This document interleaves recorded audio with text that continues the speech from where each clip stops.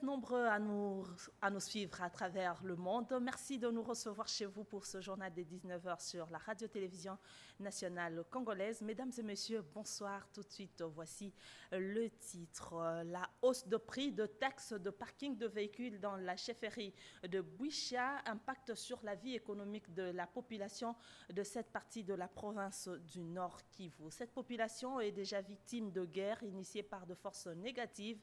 Elle dénonce et sollicite l'implication des autorités du gouvernement provincial et central.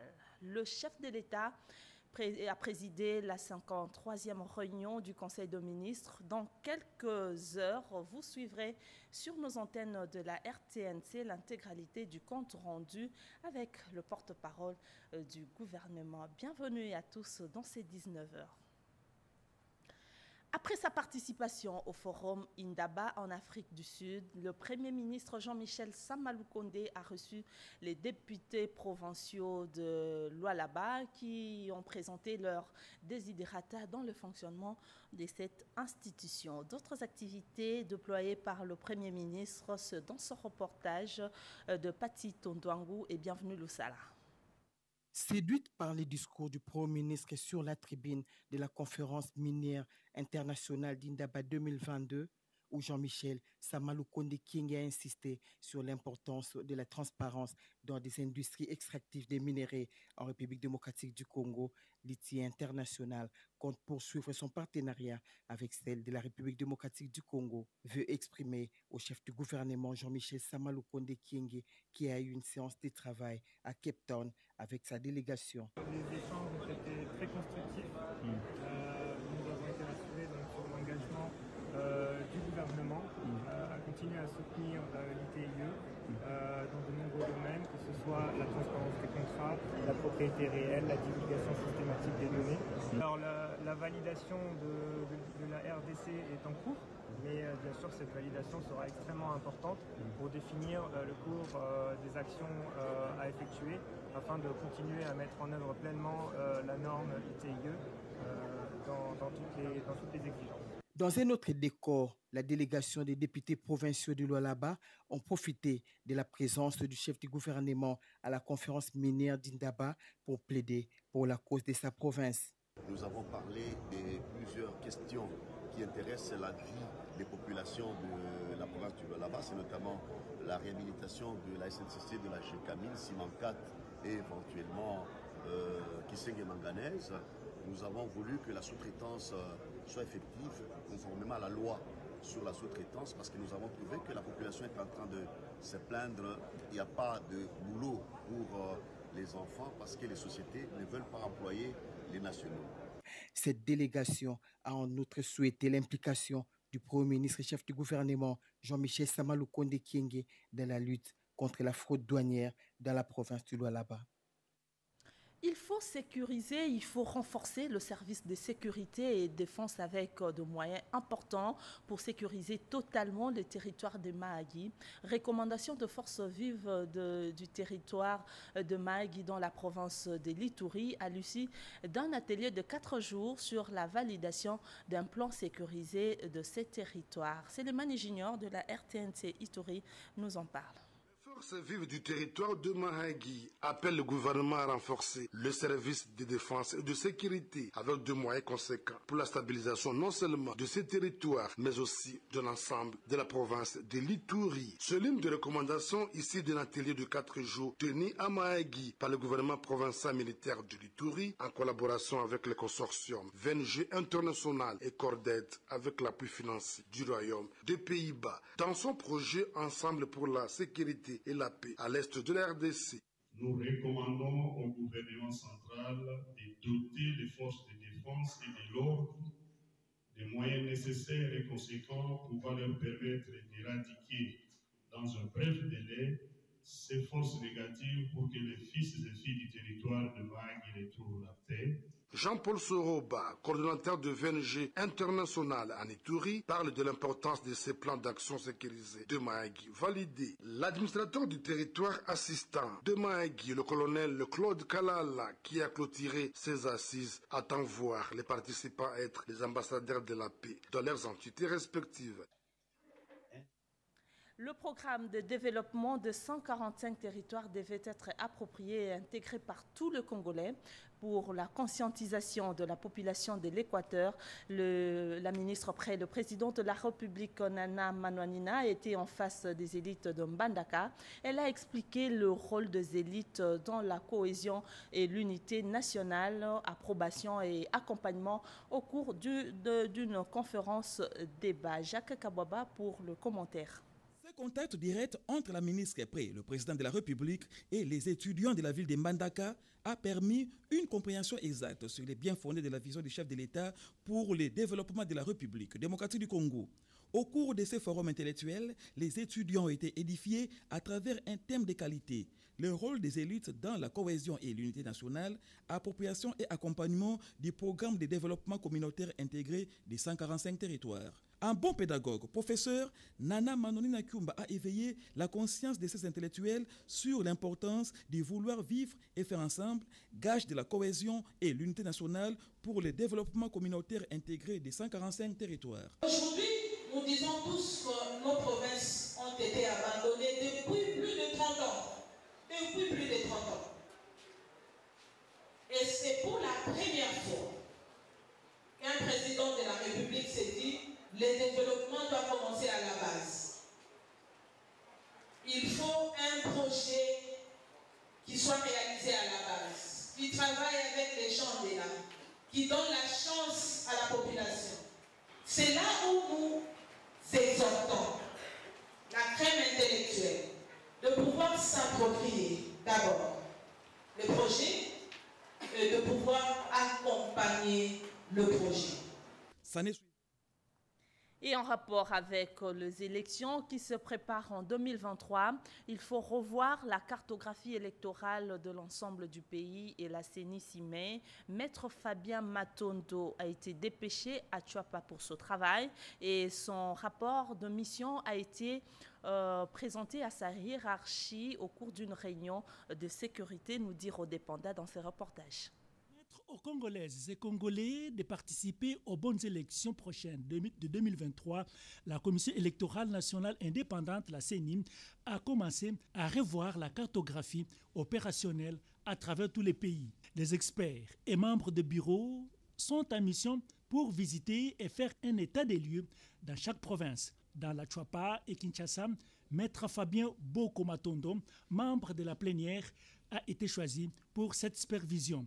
À l'étape de la Tchouapa, où il a séjourné, après la présentation des civilités, une réunion a été organisée au siège de la CENI Tchouapa en présence de CEP, cadres et agents de la CENI Tchouapa, avant de visiter et faire un état des lieux de matériel, de bureaux et autres. De retour à Kinshasa, Maître Fabien Boko a présenté son rapport à la hiérarchie à travers une réunion de conseil de sécurité provincial à laquelle ont pris part les commissaires divisionnaires provincial de Kinshasa, Sylvano Kassongo, le ministre provincial de l'Intérieur, Tengue Telito, et plusieurs autres autorités politico-administratives. Il fallait donc que toutes les dispositions sécuritaires soient envisagées. Je pense que tout a été exploré. On a dû prendre des dispositions pratiques qui pourront être mises en exécution déjà. Mais pour les restes, je crois que les dispositions qui ont été prises sont techniques. Elles seront mises en exécution par les autorités compétentes à cet effet. L'occasion était bien trouvée pour conscientiser tout le monde au sens des responsabilités au bon travail pour assurer la quiétude sur les sites de scrutin avant, pendant et après.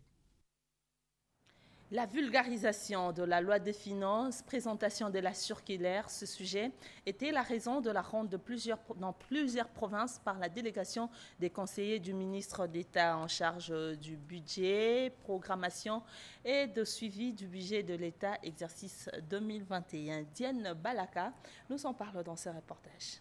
L'identification de la population et le recensement ainsi que le financement des opérations électorales sont les axes prioritaires contenus dans la loi de finances exercice 2022. Ce test qui retrace les budgets de l'État de cette année est en cours de vulgarisation dans les 26 provinces du pays. C'est au profit des services qui interviennent dans la mobilisation de recettes et la chaîne de dépenses pour compte du pouvoir central et des entités territoriales décentralisées. Nous avons présenté l'économie de ces deux outils de travail de finances publiques. Nous sommes aussi très contents des échanges fructueux autour des finances publiques de notre pays.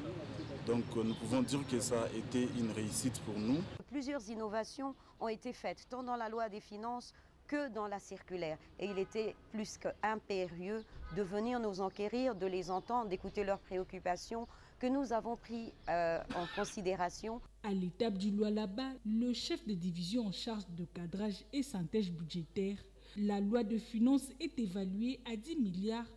7 millions de dollars. Elle prévoit plusieurs projets sociaux majeurs, notamment le programme de développement local de 145 territoires. C'est au cours des ateliers organisés par le ministère du Budget qui a consacré aussi la vulgarisation de la circulaire du ministre d'État, ministre en charge du budget, Emeboji Songara, contenant des instructions relatives à l'exécution du budget.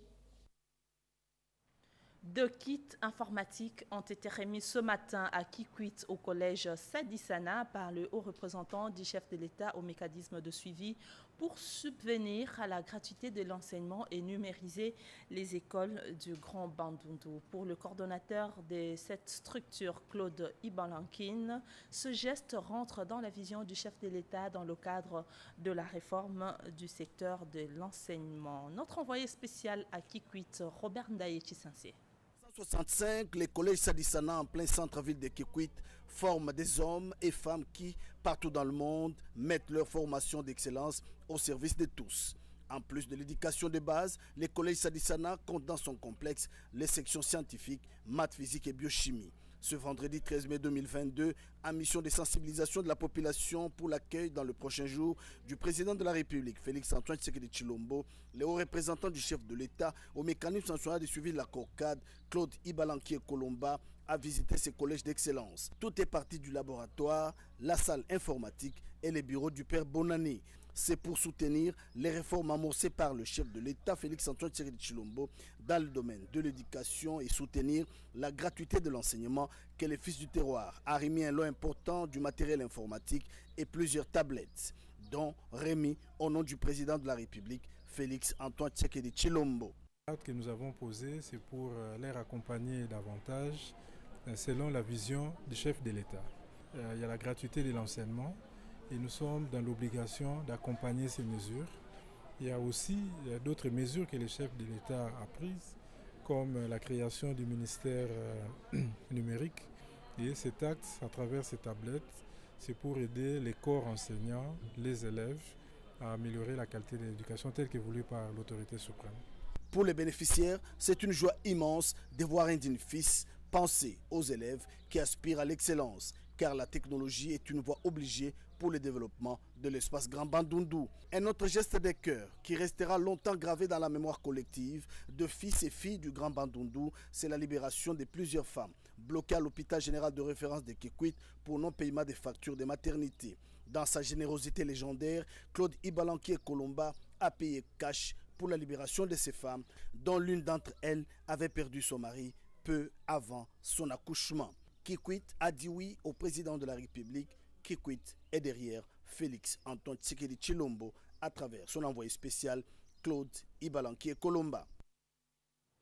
Juste non loin de Kikwit, un forum sur la paix, la cohabitation pacifique, l'unité et le développement s'est ouvert.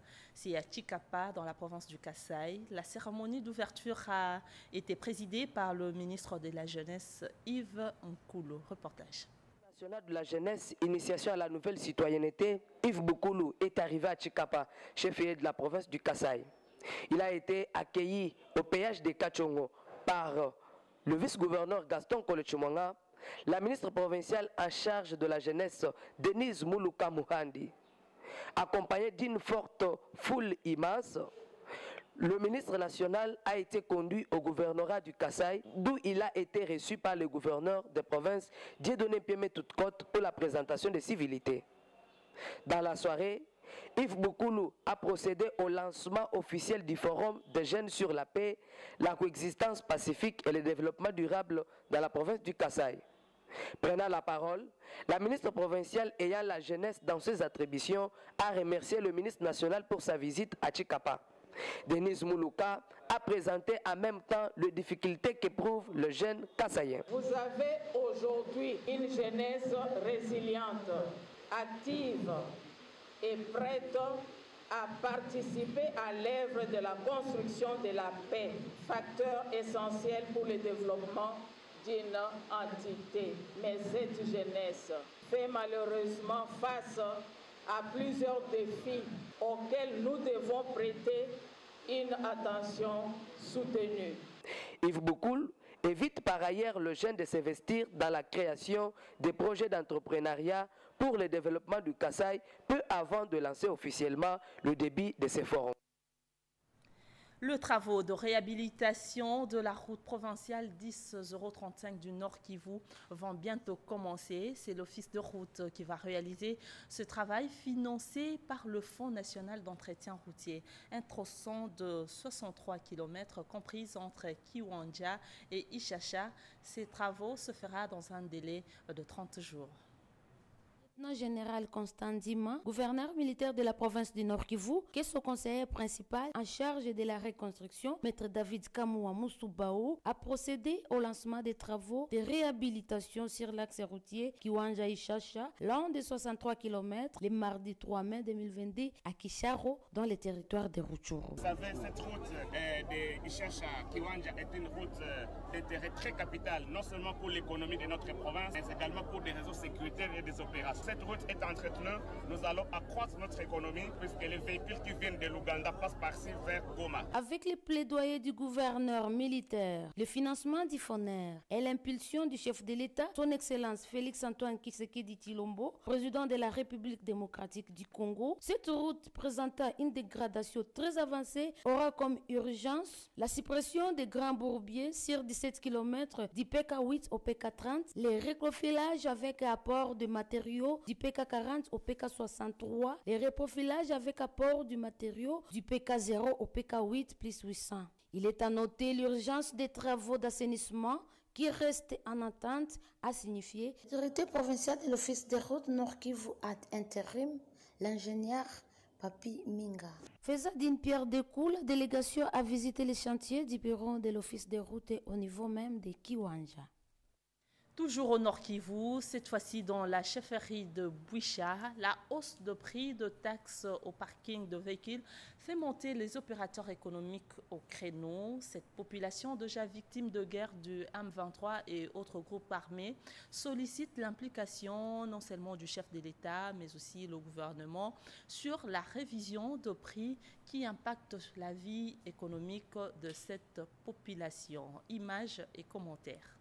Demandé par la délégation de rencontrer l'autorité provinciale pour un problème qui se trouve au niveau de la chefferie de Bouicha, un problème entre les opérateurs et les moamis de la chefferie. Il s'agit d'une taxe, d'un parking aménagé qui n'existe pas à Bunagana, mais que nous avons délibérément accepté de payer. Mais cette taxe est passée du simple au double.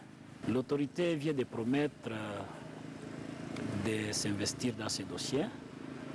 Il nous dit qu'il va trouver une solution en s'appuyant sur la lettre du gouverneur en congé, parce que la question avait surgi à l'époque du gouverneur en congé, et il y a une correspondance qui avait été adressée au Moami. Et à partir de cette correspondance, le gouverneur militaire, l'autorité provinciale, va aussi agir en appuyant ce que son prédécesseur avait fait. Cette taxe aura des répercussions sur les derniers consommateurs qui est la population.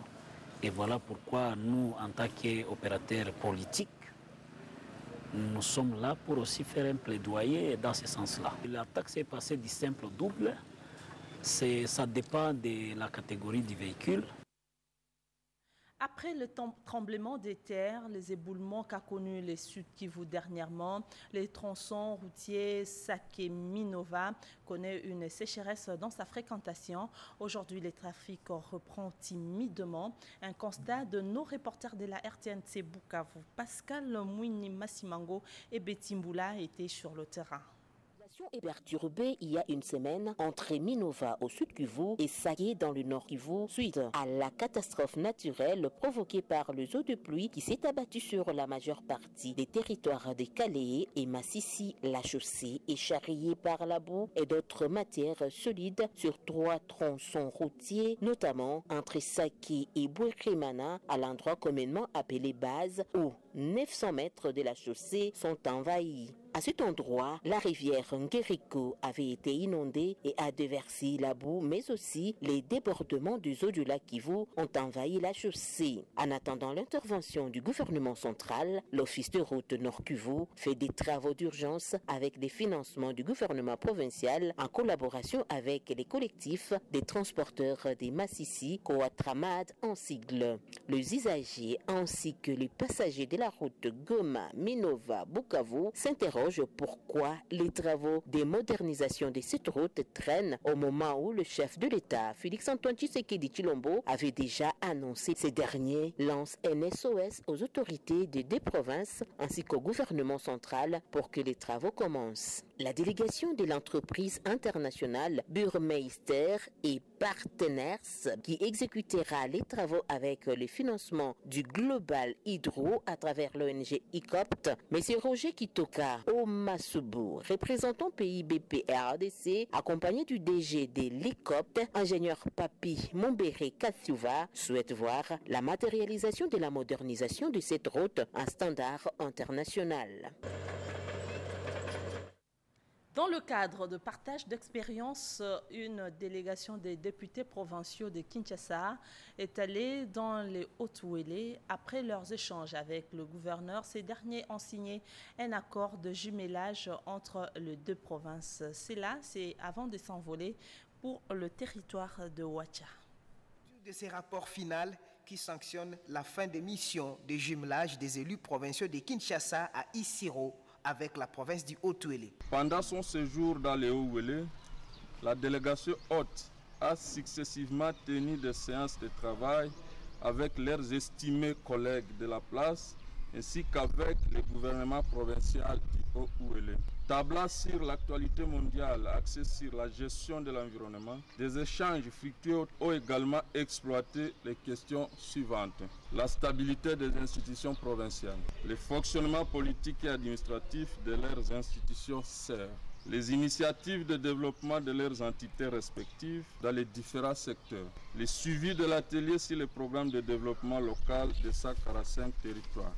Les deux parties s'engagent à asseoir des mécanismes officiels de mutualisation des expériences et des initiatives par la signature d'un protocole d'accord de jumelage entre la province du Haut-Ouélé et la ville-province de Kinshasa qui devra intervenir dans les prochains jours. Ainsi, la délégation de l'Assemblée provinciale du Haut-Ouélé est attendue dans les prochains jours à Kinshasa. Bien avant cela, les députés provinciaux de Kinshasa ont eu des séances de travail avec leurs collègues du Haut-Ouélé ainsi que l'exécutif provincial en vue de ces jumelages pilotes de Kinshasa et du Haut-Ouélé. Mercredi 11 mai dernier, ces hôtes de la province ont effectué la visite des terrains pour s'enquérir du désenclavement effectif du réseau routier du Haut-Ouélé, d'Isiro à Bavadili, en passant par Ibambi, Bolebole et Mambati, soit 340 km en aller et retour en une journée, ce qui était impossible avant l'arrivée de l'exécutif passé à Nenanga. Plusieurs recommandations et propositions concrètes ont été formulées pour faire bénéficier le peuple autochtone en République démocratique du Congo de leurs droits sur la fausserie communautaire. C'était au cours de l'atelier organisé au Nord Kivu. À ce sujet, Serge Merlin Mata était là pour le reportage. d'y donner et d'y recevoir pour les communautés dépendantes de la forêt. Durant ces 3 jours consécutifs, une cinquantaine de personnes ont pris part à ces assises pour découvrir l'engagement des communautés locales dans la gestion durable de la forêt en République démocratique du Congo. Cet atelier national a poursuivi 3 objectifs, parmi lesquels figurent le partage d'informations et l'échange d'expériences et d'initiatives sur la valorisation et protection des forêts en RDC. Ajouté à cela, mener un plaidoyer stratégique stratégiques des hauts niveaux auprès des autorités et autres partenaires. Les participants ont posé des questions et ont formulé quelques recommandations pour soutenir la participation des peuples autochtones dans le processus de la foresterie communautaire. En réalité, on a des contributions à amener basées sur notre mode de vie, basées sur les savoirs traditionnels, pour rendre ces pays un pays solution. Et aujourd'hui, dans le processus de foresterie communautaire, il faut inverser la tendance. Le processus est décentralisé. C'est au niveau de communauté. On doit retrouver les communautés et des financements sécurisés pour des projets de développement. Organisé par la Caritas Congo en collaboration avec les réseaux des populations autochtones et locales pour la gestion durable des écosystèmes forestiers de la République démocratique du Congo, les travaux de cet atelier se sont déroulés dans le cadre du projet d'appui aux communautés dépendantes de la forêt en RDC. C'est là, sous financement de la Banque mondiale, à travers les mécanismes de dons dédiés aux peuples autochtones et les fonds nationaux RED+. Le chef de secteur de l'Oufimi a remis 2 engins roulants aux différents services de sécurité de sa juridiction, notamment la police nationale congolaise, les forces armées de la République démocratique du Congo et les services de renseignement. L'objectif est de renforcer les capacités de travail dans le cadre de la mise en œuvre du projet des 145 territoires. Si vous ne le savez pas, le secteur Lofimi, c'est dans la province du Haut-Katanga. Dans le cadre du développement à la base des 145 territoires de la République démocratique du Congo, vaste programme initié par le chef de l'État Félix-Antoine Tshisekedi Tshilombo vise à booster l'économie nationale. Le secteur de l'Oufira se met déjà au pas de la cadence de ces grands projets. Ainsi, Dominique Savio, chef des secteurs de l'Oufira dans le territoire de Kambove, province du Haut-Katanga, vient de remettre un lot important de motos, notamment à la police nationale congolaise, à l'antenne du service d'intelligence et au phare d'essai de son ressort. Ces engins ont été achetés sur fonds propres du secteur de l'Oufira et ont été distribués par le chef de secteur lui-même, Dominique Savio, en début de week-end. Il y a des problèmes qui se posent quand le déplacement est compliqué. On arrive, parfois c'est trop tard, les gens sont morts. Mais maintenant, nous avons essayé quand même de faciliter le déplacement afin que la police soit réellement une police de proximité. C'est-à-dire une police, à chaque fois que le besoin se présente, elle est là pour protéger les personnes et leurs biens. Il convient de préciser que c'est grâce à l'intervention personnelle du président de la République, Félix-Antoine Tshisekedi Tshilombo, qui a permis à ce que la redevance minière suspendue pendant le régime passé soit effective et a permis à l'achat de ces engins roulants par le secteur. Et avant de terminer, prenons cet élément. Un plaidoyer auprès des parlementaires en vue d'enrichir et de voter le projet de loi modifiant et complétant le décret du 30 janvier 1940 portant code pénal congolais en matière de la prévention et la répression de la traite des personnes qui s'est organisé jeudi 12 mai 2022 à Kinshasa par l'Agence pour la prévention et la lutte contre la traite des personnes, APLTP en sigle, avec l'appui financier de l'USAID et l'appui technique de l'OIM. Une séance de travail avec les acteurs de la société civile, des députés nationaux et sénateurs, membres des commissions politiques, administratives et juridiques et ceux de la commission droits humains pour les informer, échanger avec eux et les sensibiliser sur la traite des personnes en République démocratique du Congo. Tout ce que nous demandons aux députés, c'est d'examiner le texte donc, qui est arrivé, l'amender, l'améliorer, pour que lorsque on va poursuivre les trafiquants, qu'il n'y ait pas de zones d'ombre dans le texte de loi. Après cette sensibilisation, la formation et les échanges, plusieurs résolutions ont été prises par les participants. C'est une de mes priorités. La question que moi je pose et je veux aussi discuter avec les parlementaires, c'est de quoi est-ce qu'ils ont besoin pour que ceci passe. On fera ce qui sera nécessaire de faire. Cet atelier de travail et de sensibilisation des parlementaires marque l'urgence du vote de la loi sur la traite des personnes au cours de la session parlementaire en cours en vue des meilleurs classements de la RDC dans les rapports internationaux pour l'année 2022.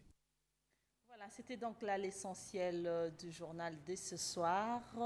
Mesdames et messieurs, ne quittez pas vos fauteuils. Vous suivrez juste après ce journal la Ligue des champions d'Afrique. Wydad du Maroc va affronter Pedro Luanda d'Angola au stade Mohamed V du Maroc. Vous avez donc compris, c'est ce qui va décaler notre édition du journal de 20h. Mais aussi, vous suivrez encore ce soir l'intégralité du compte rendu du Conseil de ministres présidé par le chef de l'État. Mesdames et messieurs, merci de nous avoir suivis à travers le monde. Moi, je vous retrouve demain, si Dieu le veut, et avec le même plaisir. Au revoir.